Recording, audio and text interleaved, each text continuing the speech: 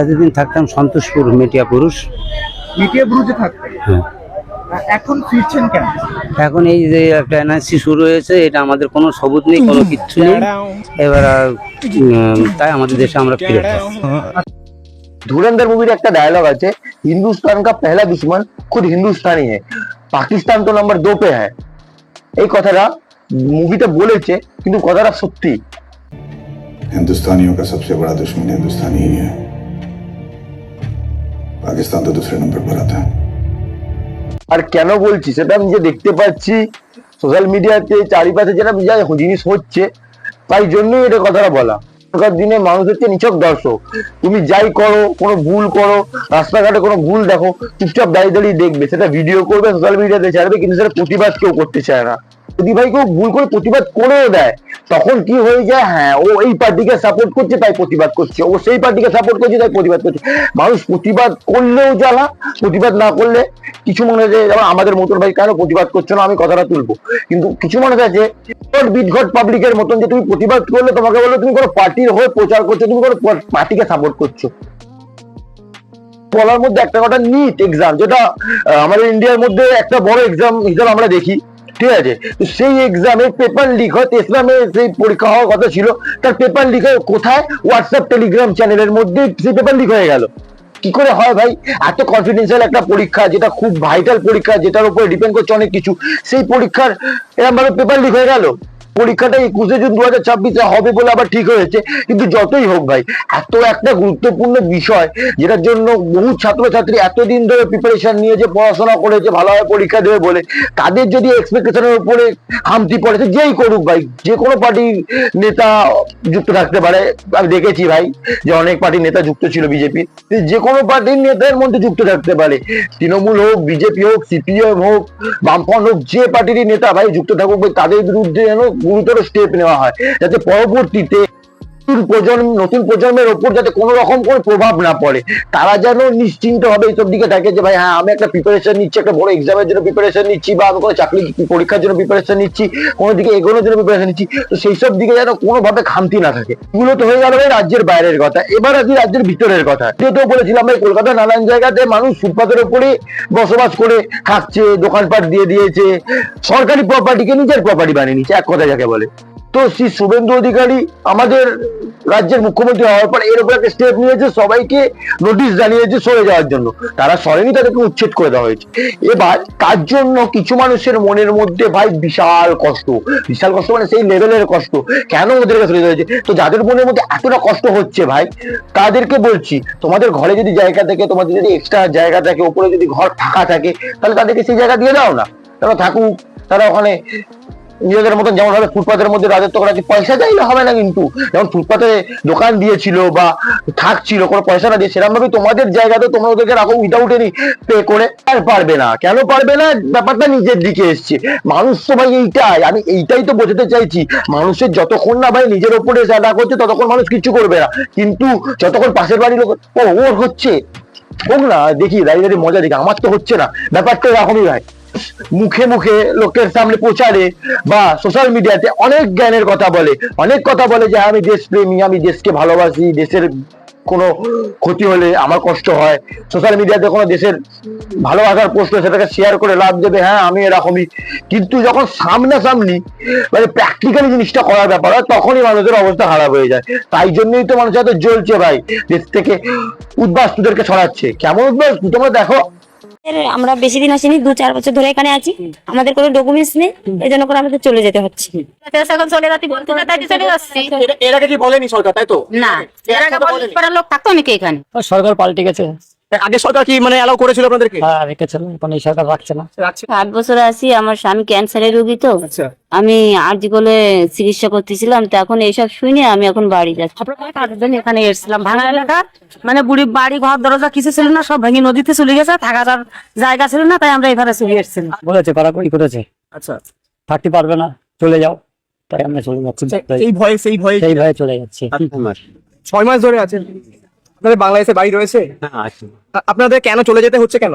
এই সরকার সবাইকে ওই এখানে আইসি বলে সরকার পাঠায় দিচ্ছে। আপনি কি গোটা ফ্যামিলি নিয়ে এসেছিলেন? হ্যাঁ ফ্যামিলি নিয়ে এসেছিলাম, ওই অভাবে পড়ে, গরিব মানুষ তো অভাবে পড়ে আইলাম। আপনাদের কি এখানেই আধার কার্ড ভোটার কার্ড হয়েছিল? না না, আমরা ওসব করিনি বাবা। এর আগে আপনারা ভোট দিয়েছেন এখানে কোনো? না, এখানে ভোটার কার্ড ফার্ড কিছু হয়নি তো বাবা। গরিব মানুষ কাজ করি খাই বাস। এই যে বর্ডারে অনেক টাকা নেয় বলে আমরা যেতে পারি না। তাই যাও, সরকার একটু সুবিধা করে দিচ্ছে, আমরা চলে যাবো। 5-6 মাস 6? হ্যাঁ, মানে কেন যেতে হচ্ছে আপনাদের এখান থেকে? সরকার পাল্টে গেছে। আগে সরকার কি মানে অ্যালাউ করেছিল আপনাদেরকে? হ্যাঁ, রেখেছিল, এখন এই সরকার রাখছে না। রাখছে না? আচ্ছা, এখানে কোথায় থাকতেন? দমদম। দমদমে থাকতেন? আচ্ছা, আপনাদের বাংলাদেশে বাড়ি রয়েছে না? আমাদের বাড়ি কোথায় রয়েছে? খুলনাতে। খুলনাতে? ওখান থেকে এখানে ভ্যান চালাতে আসতে হলো এখানে, ওখানে কি মানে হতো না? না, এখন হতো না বলে এখানে বেঞ্চ চালাতে গেছিলাম, কিছু করবো বলে তা আর হলো না। ওখানে সে সরকার বদলে গেল বলে আবার চলে আসতে হবে। কোনো বলেছে কড়াকড়ি করেছে, আচ্ছা, থাকতে পারবে না, চলে যাও। তাই আমরা চলে যাচ্ছি, সেই ভয়ে সেই ভয়ে চলে যাচ্ছি। এতদিন থাকতাম সন্তোষপুর মেটিয়া পুরুষ। মিডিয়া ব্রুজে থাকতেন, হ্যাঁ। এখন ফিরছেন কেন? এখন এই যে একটা এনআরসি শুরু হয়েছে, এটা আমাদের কোনো সবুত নেই, কোনো কিচ্ছু নেই। এবার তাই আমাদের দেশে আমরা ফেরত যাচ্ছি। আচ্ছা, এটা আমাকে বলুন, বিজেপি সরকার আসার কারণে কি ফিরছেন? ওই বিজেপি সরকার আসার কারণেই তো এই এনআরসিটা শুরু হয়েছে না। এনআরসিটা যখন শুরু হয়েছে তখন তো আর ধরো বেআইনি ভাবে তো একটা দেশে থাকা যায় না। গরিব মানুষ এসেছিলাম এখানে পেটের দায়ে, এখন থাকতে পারি, চলে যাচ্ছে। আচ্ছা, এই বাংলাদেশ থেকে কবে এসেছিলেন?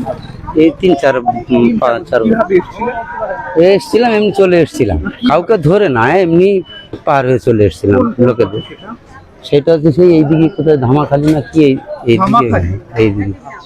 ভাই, এরা হচ্ছে সেই সব মানুষ যাদের জন্য এসআইআর করা হয়েছিল, যে হ্যাঁ কারা অরিজিনালি ইন্ডিয়ার বাসিন্দা সেটা দেখার জন্য। এই যে তোমরা প্রমাণ পাচ্ছ যে এতদিন তো অনেক কথা বলেছিল যে নরেন্দ্র মোদী বেকার করছে, কি দরকার করার, এগুলো করে লাভ নেই। প্রুফ আগেও তো, ভোটের আগেও তো প্রুফ পেলে কত লাখ মানুষের নাম বাতিল গেল, ঠিক আছে। এবার যে এই যে এরা চলে যাচ্ছে, এইগুলো হচ্ছে প্রুফ ভাই। আগের সরকারের সময় মানুষ বিন্দাস ঢুকেছে এখানে, বিন্দাস ঢুকে বিন্দাস থাকছে, খাচ্ছে, কাজ করছে। কিন্তু এই থেকেই তো মানুষের প্রভাব বাড়ছে, মানুষের জিডিপি কমছে। কিরকম যে বাইরে থেকে যদি কেউ এসে উইদাউট পারমিশন ঢুকে থাকছে, সে কাজের জায়গাটা নিচ্ছে, সেখান থেকে কিছু না হলেও ইনকামটা করছে, সেই ইনকামটা আমাদের দেশেরই, আমাদের রাজ্যেরই কোনো মানুষের পাওয়া উচিত ছিল, সে তো পাচ্ছে না, তার জায়গা থেকে ও পেয়ে যাচ্ছে। এইগুলো তো বুঝতে হবে না। এই যে ভাই এতগুলো উচিত কথা বলে দিলাম, কত মানুষের যে গায়ে ঝাল লাগবে, কত মানুষের যে গাছ ফসকা পড়বে বলে বোঝানোর মতন না। হ্যাঁ, তুমি কোনো মানুষকে সাপোর্ট করছো, তাকে তুমি আইডল বানিয়েছো, সে যেই হোক না কেন, তাকে তুমি সাপোর্ট করতেই পারো। পার্সোনালি তার তোমার ভালো লাগতেই পারে, তার যে কোনো জিনিস ভালো লাগতে পারে, তার ক্যারেক্টার ভালো লাগতে পারে, তার অ্যাটিটিউড ভালো লাগতে পারে, তার ব্যবহার ভালো লাগতে পারে। কিন্তু সেই মানুষটা যদি ভুল হয়, তাকে ভুল বলার আগে 10 বার ভাবা উচিত নয়। ভরসা করা ভালো, কিন্তু চোখ বন্ধ করে দাঁড়াবে ভরসা করা কখনোই ভালো না। তুমি চোখ বন্ধ করে দাঁড়াবে, এমন ভরসা করছো যে সে তোমাকে ভুলটাকে ঠিক বলে দিচ্ছে, তুমি ভুলটাকে ঠিকই মনে করছো, সেটা কখনোই উচিত না। নিজের একটা বিবেক আছে, নিজের একটা মনুষ্যত্ব আছে, নিজের একটা আইডিয়া আছে, শিক্ষিত যে যথেষ্ট। তো ভুল ঠিকটা বিচার করার দায়িত্বটাও তোমারই। তুমি একটা দেশের নাগরিক, তোমার স্বাধীনতা আছে, তো তোমার ওই স্বাধীনতাটাও আছে যে কোনটা ভুল কোনটা ঠিক সেটা বিচার করার। সরকার আসার পর আমাদের পশ্চিমবঙ্গের অনেক মানুষ যারা বুঝতে পারছে যে আমাদের রাজ্যটা কতটা দুর্নীতির মধ্যে ছিল। কেন বললাম এখনো বুঝতে পারলে না? ঠিক আছে, আর একটা জিনিস দেখে নাও। आ जाएगा तो हम लोग फिर बांग्लादेश से कलकत्ता में घुस जाएंगे, छोड़ेंगे नहीं। अच्छा, फिर ममता दीदी जीतेंगी, फिर आप लोग? हाँ, ममता दीदी जीतेंगे, मोदी जी कितना दिन रहेंगे? বলছেন যে বিজেপি এসছে, আমি চলে যাচ্ছি, দিদি আবার জিতলে আমি আবার আসবো। মানে চিন্তা করে দেখো যে কে দেশটাকে বাঁচাচ্ছে, কে রাজ্যটাকে বাঁচাচ্ছে, আর কে ডোবাচ্ছে। তবুও অনেক মানুষ বলবে এখনো যে না, তুমি ভুল কথা বলছো, তুমি হচ্ছে কেমন অন্ধভক্ত। ভাই, আমি অন্ধভক্ত নই, আমি ভুলটাকে ভুল বলি, ঠিকটাকে ঠিক বলি। যেমন আরেকটা ভুলে যদি কথা বলি ভাই, অন্নপূর্ণা ভান্ডার যেটা বিজেপি দেবে বলেছিল, জুন থেকে দেওয়ার কথা, সেটাকে 5 জুন থেকে দিচ্ছে না। মানুষকে কথা দিয়েছিল, কথাটা রাখছে না, এটা খুব খারাপ বিষয়। কারণ অনেক বাড়ির মা বোনেরা আশা করেছিল যে হ্যাঁ, আমি 3000 টাকা করে পেলে এইটা এখানে আমার ছেলের মাইনে দেবো, এ ভেবেছিল আমার মেয়েকে আমি পড়াবো, এ ভেবেছিল আমার এই ইএমআইটা বাকি আছে, ইএমআইটা পূরণ করবো, অনেক কথা ভেবেছিল। তো সেই আশাটার উপরে এরকম ভাবে জল ফেলে দিল, এটা কখনো উচিত না। অন্ধভক্ত হলে ভাই এই কথাটা আমি বলতাম না। যেটা ভুল সেটাকে ভুল বলে বিচার করার দায়িত্ব আমার আছে, আমার সেটা বলার সাহস আছে, আমি সেটা করি। এটা বললাম। আরেকটা জিনিস তোমাদের তাহলে বলে দিই যে ভাই, যেটা খারাপ দিক আছে সেটা বেশি ভালো দিকও আছে। ভালো দিকটা কি, এবার থেকে বিজেপি সরকারের রাজত্বে কোনো সরকারি ফর্ম ছাড়তে গেলে কোনো পয়সা লাগবে না কোনো মানুষের। এর থেকে ভালো জিনিস কিছু হয় না। যারা সরকারি ফর্ম ফিল আপ করবে, পরীক্ষা দেওয়ার জন্য প্রিপারেশন নেবে, তাদের সরকারি ফর্ম ছাড়ার জন্য 1 টাকাও আর দিতে হবে না। এটা শুভেন্দু অধিকারী নিজে বলেছে। এই মুহূর্তের বড় খবর, এবার বিনামূল্যে রাজ্যে চাকরির ফর্ম ফিল আপ। রাজ্যের নিয়োগ নীতিতে জনমুখী পরিবর্তন। ইন্টারভিউ এর জন্য নম্বর কমে 5, পরীক্ষার্থীদের দেওয়া হবে উত্তরপত্রের কার্বন কপি। 100% শূন্য পদে নিয়োগের ভাবনা। রাজনীতি মুক্ত হবে নিয়োগ সংস্থাগুলি। নতুন নীতি লাগু করছে বিজেপি সরকার। পরিবর্তনের সরকার, পাল্টাচ্ছে নিয়ম। নতুন সকাল, নতুন সংকল্প, নতুন শপথ। এবার চাকরি প্রার্থীদের শয়ে শয়ে হাজার হাজার টাকা দিয়ে আর ফর্ম ফিল আপ করতে হবে না। সরকারি চাকরির ক্ষেত্রে ফর্ম ফিল আপে আর লাগবে না কোনো টাকা। গরিব মানুষই আছে যারা সরকারি ফর্ম ছাড়তে চায়। একটা সরকারি ফর্ম ফিল আপ করতে গেলে ভাই, আমি নিজেও করেছি, 500 টাকা, 300 টাকা, 400 টাকা, কোনো 800 টাকা পর্যন্ত দিতে হয়।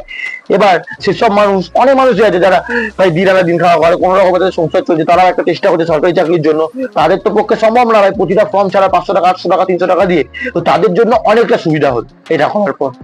দেখো ভাই, এখনো পুরোপুরি 1 মাসও হয়নি, তো কাউকে এখনো পর্যন্ত চোখ বন্ধ করে জাজ করা উচিত না। কিন্তু হ্যাঁ ভাই, এই 1 মাস হয়নি এই কথাটা নোট করবে, এর মধ্যেও অনেক কিছু করে দিয়েছে ভাই, অনেক কিছু। তোমরা যদি জানতে চাও তো তোমরা ভাই গুগল করে দেখে নাও। আমি ভাই ভিডিওর মধ্যে অত ডিটেলসে বলতে পারছি না, অনেক লং ভিডিও যায় ভাই, 1.5 ঘন্টা সিনেমা হয়ে যাবে, তো দরকার নেই।